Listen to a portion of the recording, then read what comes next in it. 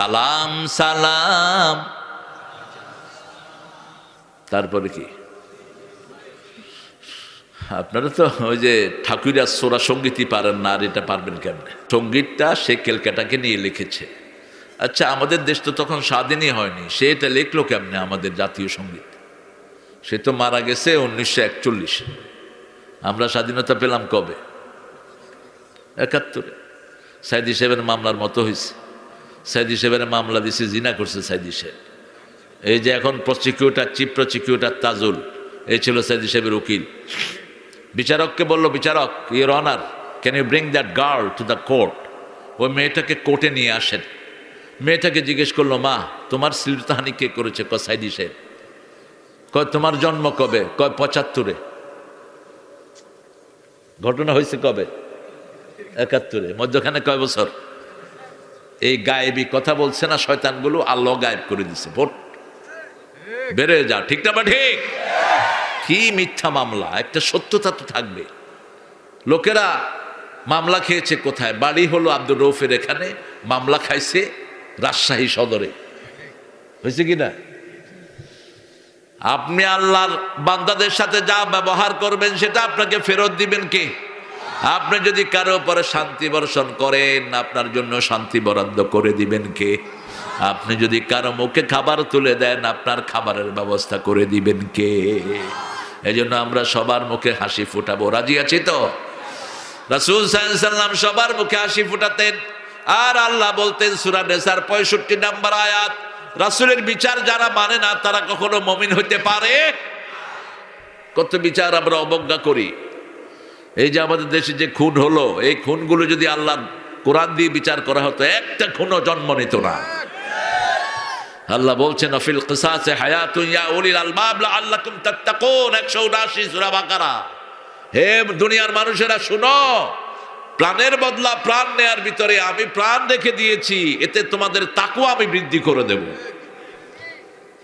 খুনি যা হয়েছে এই পর্যন্ত, এই খুনের বিচার যদি সঠিকভাবে হতো, আপনি চিন্তা করেন, আব্দুল কাদের মোল্লাকে বিনা অপরাধে কসাই মোল্লা বানানো হলো, ঠিক না? বাটি সাইদি সাহেবকে বানানো হলো দেল্লা রাজাকার। কাশেম আলী মিন্টুর মতো অর্থনৈতিক জায়েন্ট 3.5 থেকে 4 লক্ষ লোকের কর্মসংস্থান করেছেন এই মানুষটি। এখন সেটা আরো বেড়েছে। সারা দুনিয়া, সারা দেশে এমনি সিনে আছে না নাই? চাপাইতে আছে, রাজশাহীতে আছে। এই ইবনে সিনার প্রতিষ্ঠাতা কাশেম আলী মিন্টু, তাকে ধরে এনে ফাঁসি দিয়ে দেওয়া হয়েছে।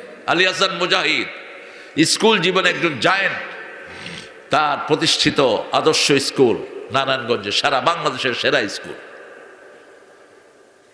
কামরুজ্জামান পৃথিবীর শ্রেষ্ঠ ব্রেন, সারা পৃথিবীর জার্নালিস্টরা তাকে সম্মান করত। ফেডারেল সাংবাদিক ইউনিয়নের চেয়ারম্যান ছিলেন আব্দুল কাদের মোল্লা। মতিউর রহমান নিজামী অনিন্দ সুন্দর আলেমে দ্বীন, জীবনে কোনো বাহুল্য কথা তার জীবনে পাবেন না। সূরা শূরার 13 নম্বর আয়াতটা তিনি সবসময় তেলাওয়াত করতেন, আন আকিমুদ্দিন ওয়ালা তাতাফাররাকু ফি। এই লোকদেরকে ধরে ধরে ফাঁসি দিয়ে দেওয়া হল। বড় সুন্দর বলেছে একজন লোক, আল্লামা সাইদির মৃত্যুর কথা ঘোষণা করার সাথে সাথে কতজন লোক প্রাণ দিল? কতজন? প্রায় 200। কি ভালোবাসত মানুষ তাকে। কথা যা বলেছে সব 100% সত্যি পরিণত হয়েছে। বলেছে এমন একটা সময় আসবে উঁদুরের গর্ত তালাশ করে পাবা না। আসছে কিনা? এক এসপি সাইদি সাহেবের মাহফিলে লোক যায়, লোকদের গর্দানে পাড়া দিয়েছে এসপি। আল্লামা সাইদি বললেন, এই এসপিকে চাকরি থেকে বরখাস্ত করো, তা না হলে পাগল হইয়া, উন্মাদ হইয়া, অবশ হইয়া দুনিয়া থেকে বিদায় নিবে। এখন সেই লোক অবশ, কোনো কথা বলতে পারে না, হাত পা সব এরকম করে কাঁপে।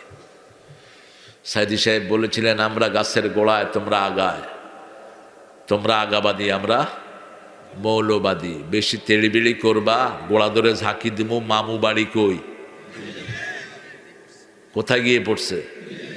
একদম যা বলছে তাই, নামটাও ব্যত্যয় হয়নি। সাইদি সাহেব বলছেন, আমাকে যদি কেউ মারে যেই দলের লোকেরা আমারে মারবে 1 বছরের মধ্যে, 1 বছর পূর্ণ হবে না, আল্লাহ তাদেরকে নিশ্চিহ্ন করে দিবেন। হয়েছে কি হয় নাই? সব বলতে হবে কার কাছে? আমরা একজনকে সেজদা দেব, বেনামাজের পেছনে আমরা কখনো যাব না। রাজি আছি না নাই? ইসলাম আছে যেখানে শান্তি আছে। কোন মাসে সবচেয়ে বেশি শান্তি পাই? কোন মাসে? রমজান। খায়ে শান্তি, ঘুমায়া শান্তি, ইবাদতে শান্তি। ঠিক না বা ঠিক? কেন এত শান্তি? শান্তির মূল কারণ হলো নামাজ। মূল কারণ কি? নামাজ। আজকে থেকে নামাজ আর ছেড়ে দেব। কারা কারা একটু কষ্ট দেই, একটু কষ্ট দেই, দেখি হাত তুলেন, একটু একটু বলেন, হে আল্লাহ, হে আল্লাহ, আপনার নামে কসম খাচ্ছি জীবনে আর কোনোদিন ফরজ নামাজ, ফরজ রোজা, ফরজ পর্দা ছেড়ে দেব না। আমিন ইয়া রাব্বাল আলামিন। মসজিদে সবসময় কোরআন হাদিসের আলোচনা হয়। মসজিদে গেলেই ঈমান বাড়ায়া দেন কে? এই জন্য রাসূল বলছেন একটা সময় আসবে সকালে মোমেন বিকালে কাফের, বিকালে মোমেন সকালে কাফের। মসজিদে ঢুকে কয় আল্লাহর আইন চাই। কার আইন? আল্লাহর আইন চাই, রাসূলের সুন্নাহ চাই। আর সেখান থেকে বেরিয়ে বলে লেনিনের আদর্শ ছাড়া কোনো উপায় নাই। তাহলে মসজিদে ছিল মোমেন, এখন হয়েছে কি? কাফের। তুমি লেনিনের আদর্শ মানবা কেন? তুমি যদি লেনিনের আদর্শের উপর মারা যাও, তোমার মৃত্যুর সময় কবরে রাখতে হবে বিইসমি শয়তান আলা মিল্লাতে লেনিন। তোমাকে আল্লাহর নামে দাফন করা হবে না। রাসূলের একটা ছোট্ট বিচার মানে না। একজন মুনাফিক রাসূল সাল্লাল্লাহু আলাইহি সাল্লামের কাছে এক ইহুদি বিচার দিল, হুজুর আপনার এক কালেমা পড়া লোক আমার ক্ষেতের পানি বন্ধ করে দিয়েছে। কারো পানি বন্ধ করা, খাওয়া বন্ধ করা জায়েজ নাই। তিনি বললেন পানি ছেড়ে দাও। ওই মুনাফিক বলল আমি কালেমা পড়েছি। আপনি ইহুদির পক্ষে রায় দিলেন। রাসূল বললেন উমিরতু লিআদিলা বাইনান নাস, আল্লাহ আমাকে নির্দেশ দিয়েছেন মানুষের মধ্যে আদল করার জন্য। তিনি আদল করেছেন। লোকটার বিচার ফয়সালা ভালো লাগলো না, চলে গেল আবু বকরের কাছে। আবু বকর আপনি দ্বিতীয়বার বিচারটা করে দেন। তিনি বলছেন রাসূলের উপর বিচার করার ক্ষমতা কারো? চলে গেল ওমরের কাছে। ঠান্ডা না গরম? বেশি না কম? এখন এই ওমর দরকার। ঠিক না ঠিক? বলছে কে করেছে বিচার? বলছে মুহাম্মদ সাল্লাল্লাহু। কয় তোমার পছন্দ হয় নাই মামুর বেটা? কয় না গো। কয় দাঁড়াও দিচ্ছি তোমাকে। ভিতর থেকে কি আনলেন? কি আনলেন? এক কোপে মাথা থেকে শরীর আলাদা, সারা মদিনায় ছড়িয়ে পড়লো কাতালা ওমর মুসলিমান। ওমর মুসলমান খুন করেছে। তার আত্মীয় স্বজন রাসূলের কাছে গেলেন সাল্লাল্লাহু আলাইহি সাল্লাম। নিজের ঘরের পাশেই তো মসজিদ নববী।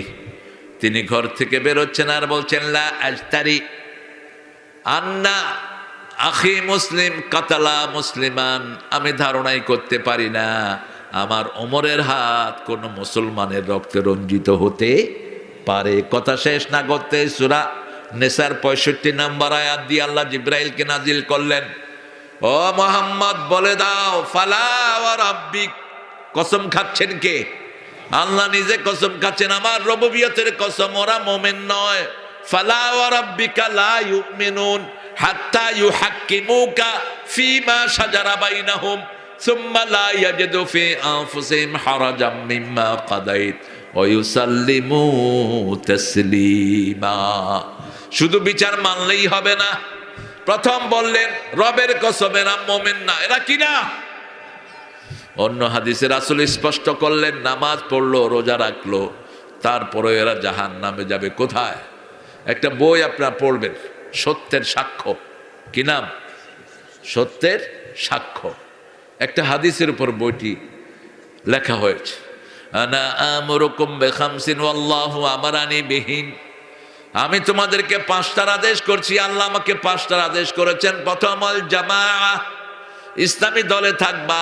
দ্বিতীয় ওয়াসসামিআ, শুনবা। তৃতীয় মানবা। চতুর্থ হিজরত করবা, জিহাদ করবা। পঞ্চম হিজরত করবা। ওমান খারাজা মিনাল জামাআত কাদরা শিবরিন, কেউ যদি জামাত থেকে কোন ইসলামী দল থেকে 1 বিগত বেরিয়ে যায়, খালা রুকবাতাল ইসলামে আনুনকি, তার গর্দান থেকে ইসলামের রশি খুলে যায়। আমান দা বেদাওয়াল জাহিলিয়া, কোরআন ছাড়া যে মানুষকে ডাকে তার ডাক হলো জাহিলি ডাক, সে জাহান্নামে চলে যাবে। সাহাবায়ে কেরাম জিজ্ঞেস করলেন, যদি নামাজ পড়ে রোজা রাখে? রাসূল বললেন, সাল্লা ওয়া সাম ওয়া জামা আন্নাহু মুসলিম, নামাজ পড়লো, রোজা করলো, আল্লাহর কোরআনের দল করলো না, কোরআনের ফয়সালা মানলো না, সে জাহান্নামী। সে কোথায়? আল্লাহ আমাদেরকে আযাব থেকে মুক্তি দেন। আরো জোরে বলেন আমিন। জাহান্নাম সহ্য করতে পারবেন? দুনিয়ার সামান্য আগুনই তো সহ্য করতে পারেন না, এটা সহ্য করবেন কেমন?